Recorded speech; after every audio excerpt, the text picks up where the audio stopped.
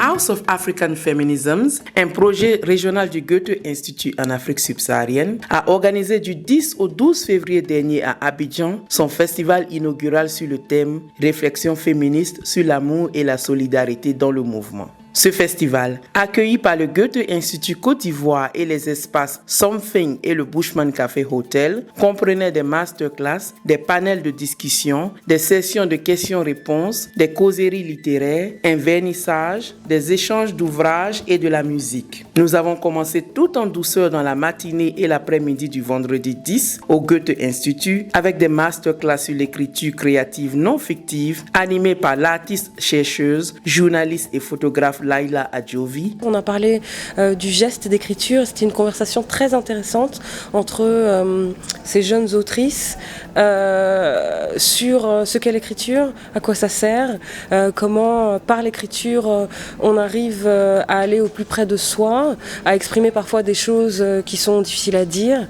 On a parlé de certaines techniques d'écriture, de certains de nos objectifs et aussi de certains des réalités, donc de la sous-représentation des femmes dans les milieux artistiques et littéraires et de ce qu'on va faire pour changer ça. Exactement, c'était très stimulant pour la créativité. Et puis voilà, on a appris des informations, on nous a donné quelques conseils pratiques, tout ça. Puis 2 masterclass de plaidoyer, une en présentiel, animée par la juriste activiste spécialisée en droits des femmes, Sylvia Apata, et l'autre en ligne, animée par la créatrice de contenu et experte en communication, Efwa Oyofo. Alors aujourd'hui, il était question de parler du plaidoyer. Pourquoi le plaidoyer? Parce que c'est vraiment un moyen de faire changer les choses. Et donc quand on est activiste, quand on est défenseur des droits humains, il faut connaître qu'est-ce qu'englobe le plaidoyer, quel est le processus, quels sont les différents types de plaidoyer et comment, quelle démarche on doit utiliser, stratégie pour pouvoir vraiment obtenir les résultats escomptés. Le festival a ouvert à 18h30 avec le Aquaba de Rainer Auswirth, directeur du Goethe Institut Côte d'Ivoire. C'est une plateforme que nous offrons à tous ceux et celles qui sont intéressés et concernés par ces questions virulentes que pose la commissaire du festival, mon amie Edwige Drot. Les amies européennes qui sont là, je crois qu'elles sont là pour apprendre. Donc c'est sur l'Afrique et le Goethe dans ce contexte vous offre une plateforme. Ici en Côte d'Ivoire, on dit on est ensemble. Chilufia Nchito, coordinatrice de la House of African Feminisms, nous a accueillis à la maison avant de donner la parole à l'écrivaine Edwige Drot, par ailleurs commissaire générale du festival, qui a introduit la conférencière principale, Madame la ministre et fondatrice de l'AIDF, Association ivoirienne pour la défense des droits des femmes. Je suis la petite fille d'une exciseuse de renom dans la région d'où je viens. Mais je suis aussi la petite fille du côté de mon père d'une femme farouchement opposée à la polygamie. Ma grand-mère paternelle était une femme forte. Et mon grand-père paternel, qui est décédé seulement dans les années 75, nous disait « Ah, celle-là, je l'aime tellement que je ferai tout ce qu'elle voudra. » Si elle estime que la polygamie, c'est contre son bien-être, je ne serai pas polygame. Donc, je vous parle de gens qui n'ont jamais été à l'école, jamais vu de blanc même. Donc on arrête de nous dire que les féministes sont des imitatrices de l'Occident. Chaque peuple a son histoire. Nous avons eu des femmes très engagées dans la lutte pour l'indépendance nationale. Nous avons vu des femmes qui ont pris des risques, de hauts risques, qui se sont engagées quand les pouvoirs coloniaux ont fait arrêter des citoyens ivoiriens. Elles ont estimé qu'elles avaient le droit d'appeler d'abord à des manifestations pacifiques, puis à des activités violentes. Elles ont marché sur Grand Bassam. Peu savent ce que c'est que de préparer une manifestation, que de marcher en sachant qu'on pourrait en mourir. Les femmes ivoiriennes le font.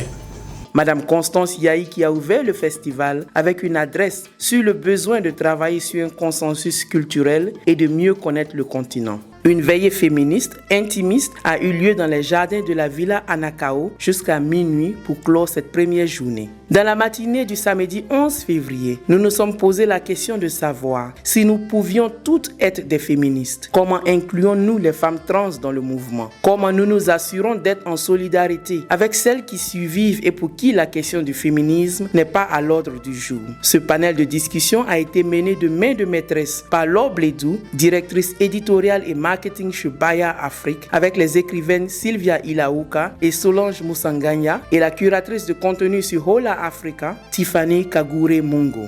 Ce qu'on peut retenir déjà, c'est que la réponse est oui, on peut toutes être féministes, mais qu'il y a différentes façons de l'être et qu'il faut avoir une certaine, on va dire, flexibilité et bienveillance et ouverture sur la façon dont on vit le féminisme. Après des échanges et des lectures à la bibliothèque éphémère animée par 1949, la Bibliothèque des écritures féminines d'Afrique et du monde noir, le festival s'est poursuivi à l'espace d'art numérique Something pour une projection du film Zlan de la créatrice et celle qu'on surnomme la reine des Koris, la falaise Dion. Le Kori en Afrique et plus particulièrement en Afrique de l'Ouest a joué un rôle important dans l'histoire des sociétés ouest-africaines. La projection se poursuit jusqu'au 25 février, donc Kourezi. Une conversation entre la falaise Dion et Laila Adjovi s'en est suivie. Les réflexions féministes sur l'amour et la solidarité dans le mouvement se sont poursuivies au Bushman Café Hotel avec une performance explosive de la rappeuse Ami Yerewolo et une animation de la DJ Chabella qui nous ont fait danser toute la nuit.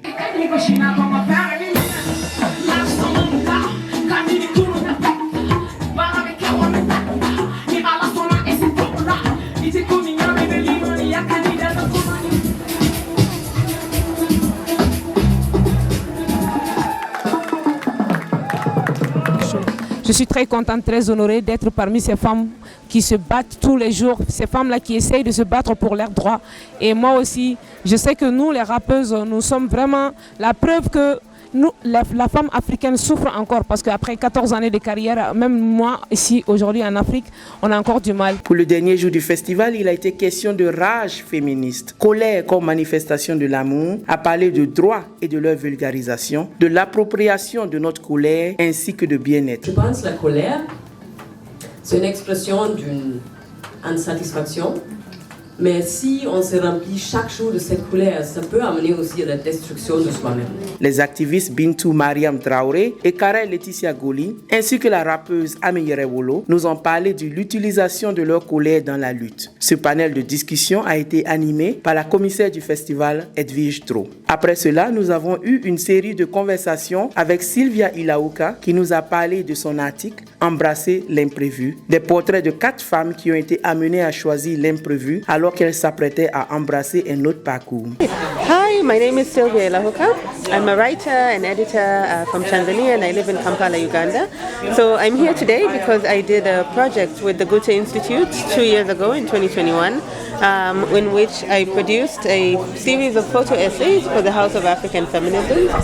My photo essays looked at 4 women in Uganda who are engaged in work that is surprising or would be considered to be beneath them because of where they found themselves in life. The project is titled Engaging the Unexpected, and I wanted to look at how women confront unexpected situations or adversity and square up to it as a form of feminism. Je pense qu'aujourd'hui le féminisme 2.0 c'est tout simplement utiliser l'outil digital qu'on a avec la société, etc.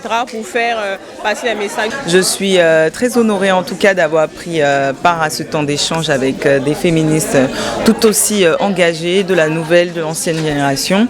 On a pu entendre les parcours de différentes femmes et de voir le point de vue de chacune, comment on se positionne par rapport à cette question qui justement voilà, devient redondante et on a l'impression des fois qu'on n'avance pas, mais ce genre de moment nous montre que si, effectivement on tisse une toile entre nous et que chacune dans son domaine arrive à impacter positivement sa communauté et que voilà, notre âme de féministe en colère, notre âme de féministe aussi qui a de l'amour à partager, à revendre, est présente et existante pour continuer à mener ce combat qui a été pendant trop longtemps mis sous silence. Le féminisme, c'est juste une philosophie de vie, c'est juste une manière d'appréhender la vie, c'est une action politique en vue de changer la société selon ce qu'on pense être correct. Mais je pense aujourd'hui qu'on soit féministe ou pas en tant que femme, on sait qu'il y a un problème, on sait qu'il y a beaucoup de problèmes et c'est de s'engager, aider une autre femme, conseiller, prendre des nouvelles, essayer aussi de régler les problèmes qu'on pense être importants pour nous en tant que femmes, ne pas discriminer. Voilà, pour moi, c'est le plus important en tant que femme, c'est de rendre sa vie possible, de rendre sa vie utile et de la rendre utile aussi pour d'autres femmes. Donc c'est l'encouragement vraiment que je donne pour le public de déjà commencer à s'intéresser parce que c'est un enjeu d'intérêt public qu'en 2023 on puisse inclure les femmes et éliminer certains problèmes et inégalités qui existent encore, même dans ce siècle, et cette société qui essaie d'avancer. My name is Efwa Oyofo, and today I moderated a panel that had to do with a conversation around the work of one of the people who was featured here today.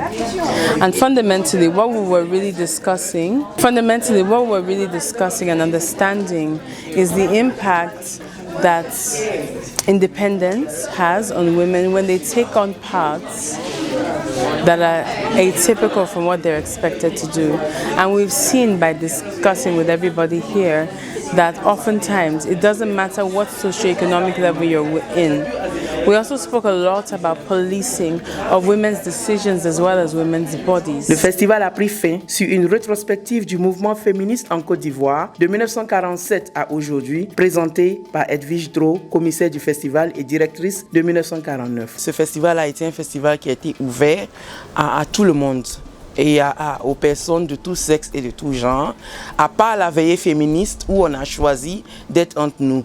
Et je pense que ce qui est ressorti de ce festival, c'est de savoir qu'il n'y a pas un seul féminisme. S'il y avait peut-être un appel à lancer, c'est pour dire qu'il y a autant de féministes qu'il y a de femmes et que nous sommes dans un processus de réflexion continue. Le féminisme, c'est un parcours. Et c'est un voyage en fait qu'on entreprend et ça suscite des questions tout le temps personnel. Et donc, en tant que commissaire général, je trouve que l'objectif est atteint. Nous avons eu des conversations très profondes, très intellectuelles, très empathiques aussi des autres personnes. 3 jours de conversation, de réflexion féministe dans l'amour et la solidarité. 3 jours de joie, de fou rire, de pleurs et de communion. Surtout que le festival a rassemblé des féministes ou non de la Côte d'Ivoire, de l'Ouganda, du Bénin, du Kenya, du Rwanda, du Mali, de l'Afrique du Sud. Merci aux interprètes qui ont assuré la compréhension. Merci à vous d'avoir été là avec nous. Hier, j'ai réalisé qu'on parlait de féminisme. Ça m'a fait chaud que...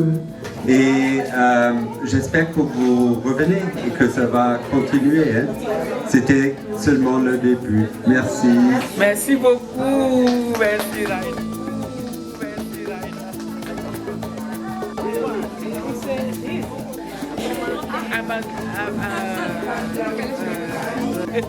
Soulagé un peu.